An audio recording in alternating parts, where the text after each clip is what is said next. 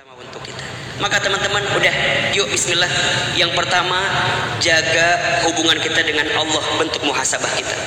Kemudian yang kedua apa Ustadz? Muhasabah hubungan kita dengan siapa? Dengan orang tua kita. Hubungan dengan orang tua. Teman-teman sekalian, ridhonya Allah itu ada pada ridhonya orang tua, dan murka bencinya Allah ada pada murka benci orang tua. Ridullah fi ridul walidain wa sukhtullah fi sukhtil walidain. Ridhonya Allah ada pada ridho orang tua, benci murkanya Allah ada pada benci murka orang tua. Ahilman berpesan kepada teman-teman ya, kalau kita mau sukses, kalau kita mau berhasil, jaga hubungan kita dengan orang tua kita. Muliakan orang tua kita, maka Allah akan muliakan hidup kita.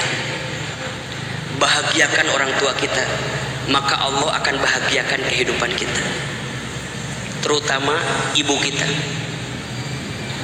Satu kali sahabat bertanya kepada Rasulullah, "Ya Rasulullah, kepada siapakah aku harus berbuat baik?"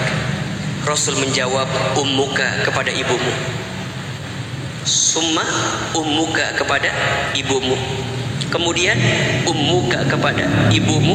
Summa abuka, kemudian kepada bapak." Ibu disebutkan 3 kali. Kenapa Ustaz?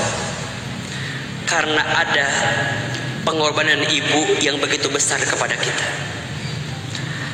Ada 5 air yang dikeluarkan oleh seorang ibu untuk anaknya, dan seorang anak tidak akan bisa membalas air itu. Ada berapa? 5. Yang pertama, air ketuban saat ibu mengandung anaknya. Yang kedua, air darah saat ibu melahirkan anaknya. Yang ketiga, air susu saat ibu menyusui anaknya. Yang keempat, air keringat saat ibu merawat membesarkan anaknya. Yang kelima, air mata saat ibu menangis mendoakan anaknya. Ada berapa? Ada berapa? Yang pertama, air ketuban saat ibu mengandung anaknya. Yang kedua, air darah saat ibu melahirkan anaknya. Yang ketiga, air susu saat ibu menyusui anaknya. Yang keempat, air keringat saat ibu membesarkan merawat anaknya. Yang kelima, air mata saat ibu mendoakan anaknya. Teman-teman, kalau sekarang teman-teman nanya sama Ahilman bisa sukses misalnya ya, bisa sekolah sampai sekarang sedang S3, bisa tampil di televisi, bisa jadi seorang dai. Bukan hebat saya, tapi karena doa ibu saya yang hebat. Saya masih ingat sekali ya, kalau boleh sedikit saya cerita. Ahilman tuh waktu kecil nakalnya luar biasa, nakal banget. Tapi ibu saya tidak pernah berkata-kata buruk tentang saya. Kata ibu saya, "Nanti mama doain ya, Iman jadi ustaz," katanya. Ustaz. Saya bilang, "Gimana caranya saya mau bangor gini, nakal gini?" Kata ibu saya, aminkan saja. Singkat cerita, saya masuk ke pesantren, saya belajar di pesantren. Di saat itu ayah saya meninggal, ibu saya tinggal sendiri. Kemudian ibu saya mengurus membesarkan saya sendirian, single parent. Sampai kemudian ibu saya sakit stroke. Jadi kalau makan harus disuapin. Kebiasaan ibu saya, kalau pagi-pagi sambil sarapan itu nonton ceramah ustadz-ustadz di TV. Satu kali saya pulang dari pesantren lagi libur, saya nyuapin ibu saya. Ketika itu sambil sarapan saya suapin ibu saya. Apa kata ibu saya? "Iman, nanti mama bakal nonton Iman ceramah di TV ya, kayak ustadz gitu." Terus saya bilang, "Kayaknya nggak mungkin mah, kita orang kampung, kita orang desa, kita orang miskin, nggak mungkin." Saya asli orang Garut, orang daerah. Untuk ke Jakarta aja nggak pernah kebayang gitu. Tapi kata ibu saya apa? Aminkan saja, aminkan saja. Ibu saya pernah lihat iklan pakai bahasa Inggris. Kata ibu saya, nanti Iman bakal sekolah pakai bahasa Inggris. Maksudnya apa? Keluar negeri mungkin. Saya bilang gimana caranya mah? Aminkan saja. Ibu saya pernah dapat kado dari orang yang pulang haji umroh, sejadah gambarnya Ka'bah. Saya perhatikan ibu saya kalau habis sholat suka baca talbiyah. Labbaik Allahumma labbaik, labbaik la syarika laka labbaik, innal hamda wan ni'mata lak wal mulka la syarika lak, innal hamda wan ni'mata lak wal mulka la syarika lak. Saya dengarkan ibu saya suka baca talbiyah. Kemudian saya tanya ibu saya, Mama tuh kenapa kalau habis sholat suka baca talbiyah? Kata ibu saya, Iman, Mama ingin sekali berangkat ke Baitullah.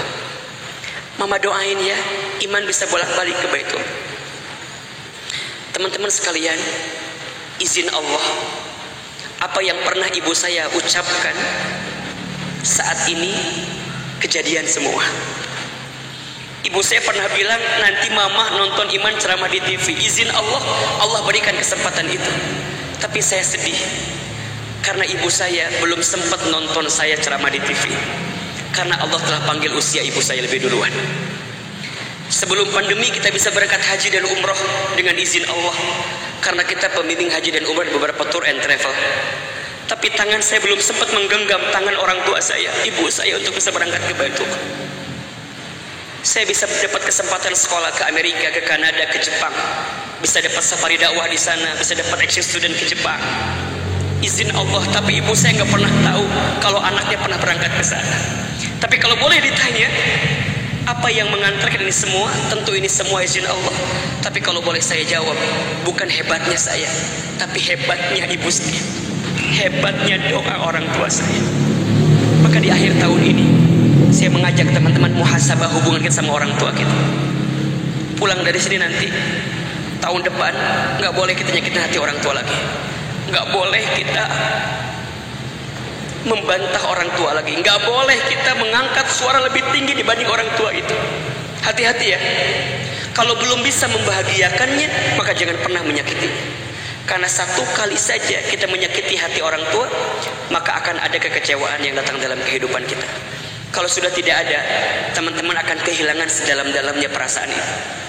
Maka pesan saya, ayo banyak muhasabah, perbaiki diri. Masa hidup kita mau kayak gini-gini aja? Kita mau berubah betul apa enggak?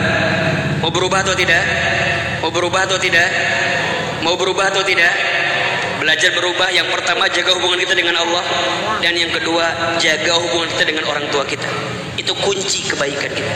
Makin teman-teman jaga kebaikan itu, maka Allah akan jaga kebaikan bagi teman-teman sekalian. Setelah itu nanti bab di sini akan ketemu dengan apa? Sikap untuk memperbaiki diri. Jadi yang pertama sikapnya muhasabah, sikap yang kedua memperbaiki diri. Insya Allah mudah-mudahan kita bisa ketemu lagi. Masih panjang sebenarnya yang mau Ahilman sampaikan, tapi karena waktu mohon maaf kita tidak bisa panjang, karena setelah ini masih ada yang lain.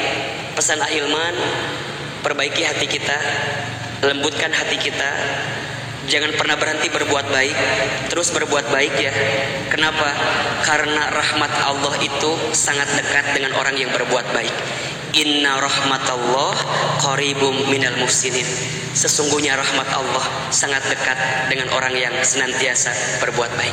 Terima kasih banyak, mudah-mudahan bermanfaat. Tetap semangat menjalani hari-hari kita ke depan. Semoga bisa ketemu lagi. Mau gak ketemu lagi sama Ahilman? Mau atau enggak? Saya mau tanya, kalau kita bikin kajian bulanan di sini, mau apa enggak?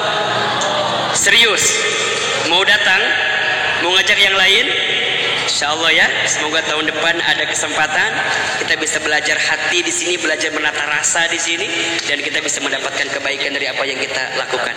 Mohon izin, Ahilman harus langsung ke Bogor karena Ada di Bogor juga sedang ada kegiatan dari teman hijrah, dari komunitas saya di Bogor, teman hijrah sama Muhabit juga malam ini. Teman-teman berkah selalu, sukses. Yang mau silaturahim silakan follow Instagram saya. Apa Instagramnya? Ahilman Fauzi. Kalau malam ini ada kebaikan silakan share di situ. Terima kasih banyak. Semoga teman-teman sehat selalu, panjang umur, berkah semuanya, dan semoga Allah mengampuni kita semua. Selamat bertemu dengan waktu yang baru.